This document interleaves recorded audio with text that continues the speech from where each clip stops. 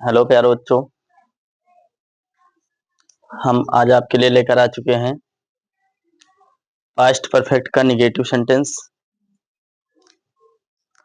Affirmative आपने पिछली video में पढ़ ही चुके हैं, तो आप लोग ध्यान देंगे अब पास्ट परफेक्ट का निगेटिव। ठीक है, तो हम जानेंगे आज कि निगेटिव सेंटेंस आता है तो उसको हम कैसे ट्रांसलेट, उसका चेंज कैसे करते हैं। ठीक है, तो ध्यान दीजिए। पास्ट इंडेफिनिट टेंस का सबसे पहले हम रूल जानेंगे। पास्ट, साथ में आप लोग लिखते रहें, पास्ट परफेक्ट टेंस के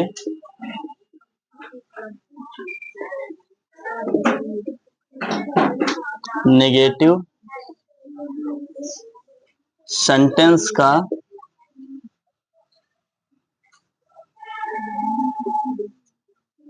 अनुवाद बनाते समय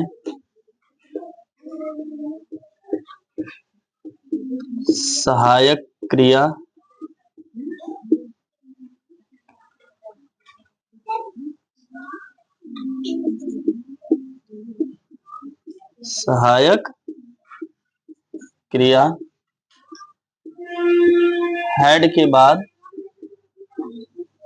हेड के बाद नॉट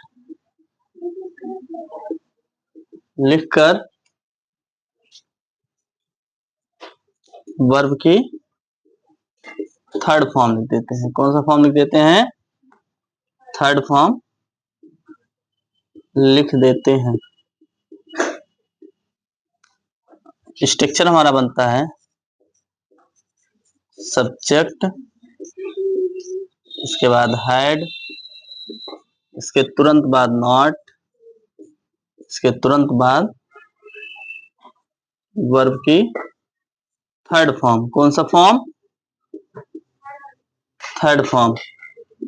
और उसके तुरंत बाद ऑब्जेक्ट और लास्ट में बचे हुए भाग यानी अदर वर्ड्स।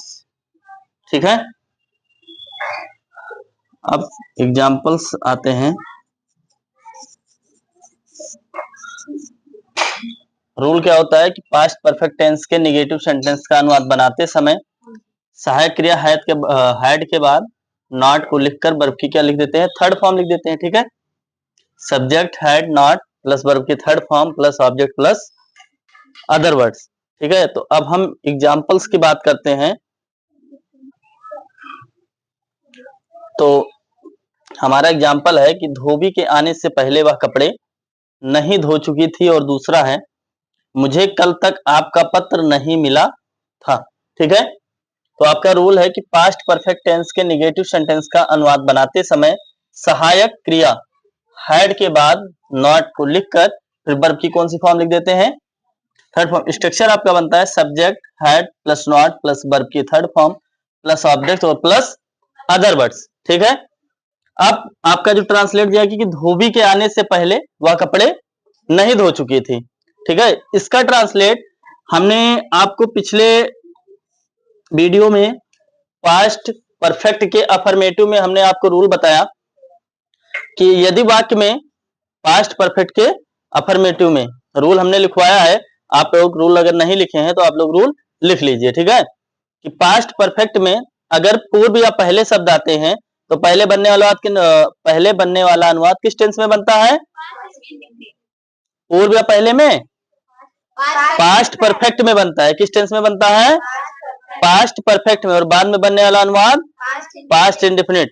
और यदि वाक्य में बाद या पश्चात शब्द आता है तो पहले बनने वाला अनुवाद पास्ट इंडेफिनिट में बनता है और बाद में बनने वाला अनुवाद पास्ट परफेक्ट। यानी हमें थोड़ा सा ध्यान देना है, अगर बाद या पश्चात शब्द आता है तो पहले पास्ट इंडेफिनिट बनेगा, और अगर पूर्व या पहले आता है तो पहले कौन सा टेंस बनेगा?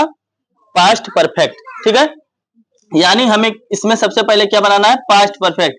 हमने क्या कहा था कि दाहिनी तरफ का टेंस हम पहले बनाएंगे। क्या करेंगे? दाहिने तरफ का टेंस पहले बनाएंगे। ठीक है, यानी वह कपड़े नहीं धो चुकी थी। क्या है? वह कपड़े क्या हुआ? नहीं धो चुकी थी, यही तो दिया है। ठीक, अब यहां पे वह ये किस टेंस में बनाएंगे हम? पास्ट परफेक्ट में बनाएंगे। किस में बनाएंगे? यहाँ पे पहले शब्द आया है इसलिए, अगर यहाँ पे बाद आ जाता तो हम पहले किस टेंस में बनाते? पास्ट इंडेफिनिट में। ठीक है, तो हम सबसे पहले बनाएंगे क्या? लिखेंगे CHANGE, change into English.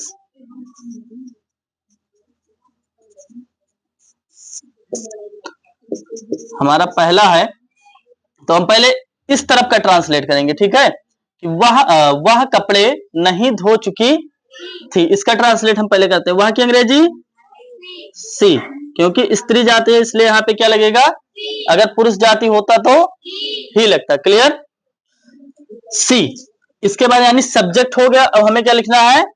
Had. तो हैड लिख देंगे। इसके तुरंत बाद हमें क्या लगाना है? नॉट लगाना है, नॉट लगा देंगे। इसके बाद वर्ब का थर्ड फॉर्म। अब वर्ब इसमें क्या है? धोना। क्या है? धोना। धोना की अंग्रेजी वॉश होता है, WASH, वॉश। ठीक है, लेकिन इसमें हमें किस फॉर्म का प्रयोग करना है? थर्ड फॉर्म का। तो इसको क्या कर देंगे? वॉश्ड कर देंगे। क्या कर देंगे? WASHED लगा देंगे। ठीक है, वॉश्ड हो गया। अब क्या है? ऑब्जेक्ट लिखना है। क्या लिखना है? ऑब्जेक्ट। ऑब्जेक्ट लिखने के लिए तो सी हैड नॉट वॉश्ड। अब क्या नहीं धो रहे हैं? कपड़े। यानी ऑब्जेक्ट हमारा क्या है? कपड़े हैं। ठीक है, तो कपड़े का अंग्रेजी क्लॉथ। इसके पहले हम लगा देंगे द। ठीक है, क्या लगा देंगे? The cloth. क्लॉथ की स्पेलिंग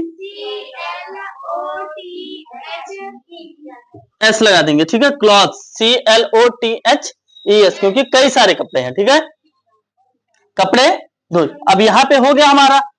अब जो हमारा बच रहा है कि धोबी के आने से पहले। क्या?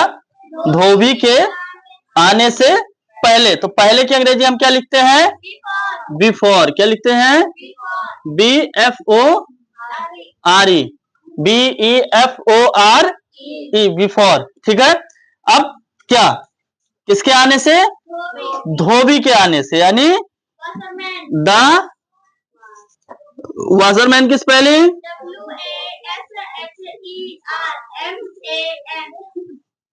WASHERMAN, man. Washer man. अब कब? आने से। तो आना की अंग्रेजी। अब देखिए, पास्ट इंडेफिनिट में क्या होता है? पास्ट इंडेफिनिट में वर्ब की कौन सी फॉर्म लिखते हैं? सेकंड फॉर्म लिखते हैं। ठीक है, कौन सा फॉर्म लिखते हैं? तो यहाँ पे कम फर्स्ट फॉर्म और came second form, CAME, came. She had not washed the cloth before the washerman came, यानी धोबी के आने से पहले वह कपड़े नहीं धो चुकी थी। क्लियर? Any doubt? दूसरा है आपका, मुझे कल तक आपका पत्र नहीं मिला था। क्या है? मुझे कल तक आपका पत्र नहीं मिला था। ठीक है, तो हम इसको ट्रांसलेट बनाते हैं। ठीक है, इसका ट्रांसलेट कैसे बनेगा? मुझे। मुझे यानी मैं, यानी मुझे यानी मैं की अंग्रेजी आई। क्या लिख देंगे? आई। अब यानी सब्जेक्ट हो गया मैं, यानी मुझे। ठीक है, उसके बाद तुरंत बाद हैड, उसके तुरंत बाद नॉट। ठीक है, आई हैड नॉट। क्लियर? यानी सब्जेक्ट हो गया, हैड हो गया, नॉट हो गया। अब हमें क्या लगाना है? वर्ब। क्या लगाना है? वर्ब। और इसमें वर्ब क्या है? क्या है? मिलना। ठीक है, अब क्या नहीं मिला? पत्र नहीं मिला। क्या नहीं मिला? जब पत्र यानी जब हमें कुछ चीजें मिलती हैं तो उसको हम क्या करते हैं? रिसीव करते हैं। इंग्लिश में क्या कहते हैं? रिसीव करना। ठीक है, मिलना यानी रिसीव करना। रिसीव की स्पेलिंग RECEI और BE। क्या होता है? RECEIBE, receive. लेकिन हमें इसमें किस फॉर्म का प्रयोग करना है? थर्ड फॉर्म का। तो हम क्या लगा देंगे? ED। तो ई है, इसमें हम लगा देंगे D, RECEIBED, रिसीव्ड। ठीक है, I had not received. Clear? यानी हमें क्या, हमारा क्या हो गया? इसमें वर्ब का थर्ड फॉर्म हो गया। बचा हमारा क्या? ऑब्जेक्ट। तो ऑब्जेक्ट इसमें क्या है, ठीक है, ये है ऑब्जेक्ट। तक आपका पत्र, ठीक है, कल तक आपका, ये कल, ठीक है, कल तक आपका पत्र जो है नहीं मिला, ठीक है। तो कल तक, यानी हम इसमें क्या लगा देंगे, आपका। सबसे पहले आप क्या लिखेंगे, किसका पत्र नहीं मिला, रिसीव, फिर आपका यानी योर, YOUR, योर। अब कब, कल तक, कब नहीं मिला, कल की स्पेलिंग स्टरडे होता है, ठीक है, और टुमारो होता है। स्टरडे का प्रयोग आने वाला कल, और सॉरी टुमारो का प्रयोग आने वाला कल, और स्टरडे का प्रयोग बीता हुआ कल, ठीक है। तो यानी ये बीता हुआ कल की बात हो रही है। किसकी बात हो रही है, बीते हुए कल की। लेकिन अभी इसमें है तक, क्या शब्द है, तक के लिए हम क्या लगाएंगे, क्या लगाएंगे, बोलिए, हाँ, टिल लगाते हैं। लेकिन अभी हमें, हमारे इसमें क्या बच रहा है, ठीक है, हमने आपका तो लिखा, आपका क्या नहीं मिला, पत्र नहीं मिला, यानी हम इसमें पत्र भी जोड़ेंगे। क्या जोड़ेंगे, पत्र भी जोड़ेंगे, यानी आपका पत्र नहीं मिला, यानी योर लेटर, LETTER, लेटर, ठीक है। I had not received your letter, ठीक है, I have not received your letter, ठीक है। अब हम क्या लगाएंगे, कल तक, यानी टिल, क्या लगा देंगे, टिल, और यानी कब, कल, यानी स्टडे। स्टडे की स्पेलिंग YESTERDAY, स्टडे, ठीक है। I had not received your letter till स्टरडे, यानी मुझे कल तक आपका पत्र नहीं मिला था। क्लियर। इसी प्रकार अगर कोई ट्रांसलेट आएंगे पास्ट परफेक्ट के निगेटिव सेंटेंस का, तो इस प्रकार से हम चेंज करते हैं। आई होप आप लोग को समझ में आ गया होगा।